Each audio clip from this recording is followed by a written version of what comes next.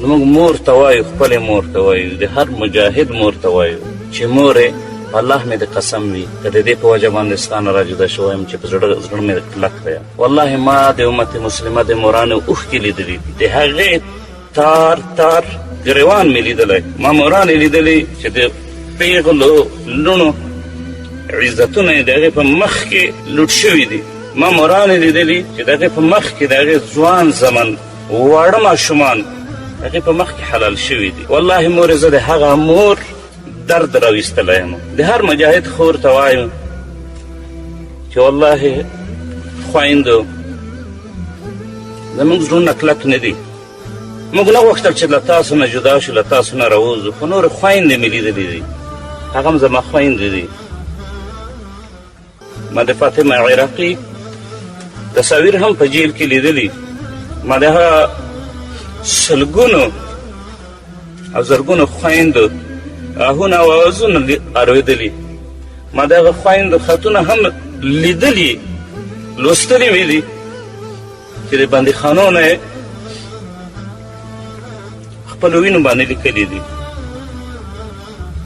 اواز یې ماته کړی، ماته د امت ځوانانو ته یې اواز کړی. زه د امت ځوان یم، هېڅ عذر نه لرم.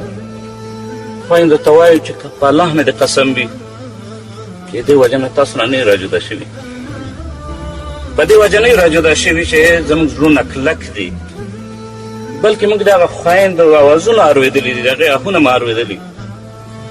تاسو خو الحمدلله په خپل کور کې باعزته ناست دی، موږ د هغه عزتونو د انتقام په خاطر راوتلي یو، د چا عزتونه چې د یهودو او نصاراو په لاس باندې لوټ شوي دي، تار تار شوي دي. موږ خپلو کورنیو ته وایو، کوروالو ته وایو، خپلو بچیانو ته وایو چې په الله مې د قسم وي په زړونو کې ستاسو درد مینه همیشه دپاره موجوده وي. هرګز مو نه غوښتل چې ستاسو نه لرې شو، جدا شو، هرګز نه غواړو چې ستاسو دپاره سوری نه شو. خو موږ داسې ماشومان لیدلي چې د یهودو او نصاراو په بمونو باندې سوځېدلي، ذبحه شوي، حلال شوي، ژوندي په اور باندې سوځېدلي دي. که الله رب العزت زموږ امت عزیزه کړو، هرګز به موږ له تاسو نه جدا نه شو، ځکه موږ پوهېږو چې د جنت د مور او پلار د مور تر پښو لاندې دی. موږ به هرګز د مور نه بیا جدا نه شو که دا امت الله رب العزت عزیزه کړو او زموږ د خویندو عزتونه او ابرو دا خوندي شول. نو د ټولو مجاهدینو په نمایندګۍ ځکه خبره کوم چې د مجاهدین په خپلو سترګو ګورم، وینم یې، د ټول هم دغه احساس دی. ما مجاهدین په د مور و پلار ته د دعا په حالت کې لیدلي چې ژاړي، مور و پلار ته دعا غواړي. ما داسې مجاهدین لیدلي چې بار و بار له یو بل ملګري نه چې کله جدا کېږي په چا چې د خیر اراده وشي، خپل مور و پلار ته دعا ترېنه غواړي، که ژوندي وي صحت ورته غواړي، یا که وفات شوي وي مغفرت ورته غواړي. نو مور و پلار ته وایو چې والله سنګدله نه یو، زړونه مو کلک نه دي، د دین په خاطر باندې راوتلي یو. څو ورځې ژوند دی، ډېر کم ژوند دی، ډېر کم ژوند دی. ورونو، خویندو، ورونو، مور و پلار، بچیانو، دې ټولو ته وایي، کورنۍ ته وایي، خپل کوروالو ته وایي چې ډېر کم ژوند دی. که داسې وایم چې د ګوتو په شمېر دی ورونو، د ګوتو په شمېر باندې هم نه دی، له دې نه هم کم دی د آخرت سره چې مقایسه کوي. ابدي ژوند را روان دی، ابدي ژوند، کوم ژوند چې نه ختمېدونکی ژوند دی. نن یو څو ورځې سختي تېره کړئ، د خپل اولادونو جدایي تېره کړئ، په آخرت کې بیا جدایي نشته، په آخرت کې به همیشه همیشه انشاءالله سره یو ځای یو. که الله زموږ شهادت قبول کړي، الله زموږ نه راضي شي، الله مو سره وعده کړې ده چې د خپلې کورنۍ نه به 80 کسانو شفاعت قبلیږي ستاسو. خویندو ورونو ته وایو، مور و پلار ته وایو، دوستانو او اقاربو ته وایو چې تاسو موږ ته صرف دغه دعا وکوئ چې الله رب العزت موږ ثابت قدمه وساتي. موږ ته دا دعا وکوئ چې زموږ شهادت قبول شي، په آخرت کې به بیا نه ختمېدونکی ژوند او نه ختمېدونکی ژوند به یې ورونه ته بیا د سره جدایي نه وي. د هغه ژوند په خاطر باندې، د هغه عظیم ژوند په خاطر باندې، د هغې په امید باندې موږ ته مغفرت وکړئ، موږ وبښئ. نو دا مور و پلار ته، د ټولو مجاهدینو مور و پلار ته، خپل مور و پلار ته، ټول مجاهدینو مور و پلار خویندو ته د پیغام دی، د مجاهدینو په نمایندګۍ باندې ورته پورته کومه، ورته رسومه. په اخره کې دعا کوو ورونو، لاس پورته کوو، دعا کوو.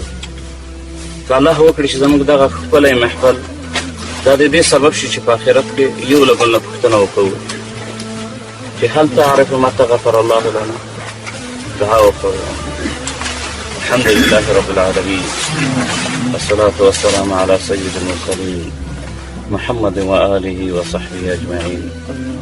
اے الله، اے کریم ذاتا، اے رحیم ذاتا، اے رب العالمین، یا کریم یا رحیم. یا الله ستا د رضا په خاطر راوتلي یو، یا رب ستا د رضا په خاطر راوتلي یو. یا الله موږ کمزوري یو، یا الله زموږ مغفرت وکړي. یا رب کریمه زموږ په ضرباتو کې برکت واچوي یا رب العالمین. یا رب که موږ رښتیا هم د امت د غم او د عزت په خاطر باندې راپورته شوي، یا رب زموږ جهادونه قبول کړي. یا رب زموږ په منځ کې مینه او محبت واچوي. یا الله موږ په کفارو، منافقینو او مرتدینو باندې غالب کړي یا رب. یا رب زموږ امارت اسلامي دوباره قائم کړي. یا رب زموږ امارت د خلافت پیلامه وګرځوي یا رب. یا رب العالمین زموږ په وینو باندې د اسلام د باغچه خړوبه کړي یا رب العالمین. یا رب زموږ په ککریو باندې د اسلام مناره جګه کړي. یا رب زموږ په ککریو باندې د اسلام مناره جګه کړي. یا رب ته موږ ناراضي شي، موږ ته ناراضي یو. یا رب العالمین زموږ مغفرت وکوي، مینه او محبت منځ کې واچوي. یا رب العالمین جهاد مو قبول کړي، جهاد مو قبول کړي. امیرانو ته هدایت وکوي، مینه او محبت زړونو کې واچوي یا رب العالمین. یا رب العالمین په ټول عالم اسلام کې اسلام ته بری ورکړي. کوم زموږ بندیان دي یا رب العالمین هغوی ثابت قدمه لري. یا رب العالمین زر ته زره د کفارو له منګولو څخه راخلاص کړي. یا رب العالمین زر ته زره د کفارو منګولو څخه راخلاص کړي. زخمیانو ته شفا ورکړي، زخمیانو ته شفا ورکړي. موږ ته د سعادت ژوند، د شهادت مرګ را نصیب کړي یا کریم یا رحیم. یا رب په دغه محفل کې چې سره ناست یا رب ستا د دین په خاطر زموږ آخري محفل مه ګرځوي یا رب العالمین. یا رب العالمین ستا د دین په خاطر به بار بار سره جمع کړي یا رب. په دغه مینه محبت مو سره مړه کړي، په دغه مینه محبت مو سره شهیدان کړي یا رب العالمین.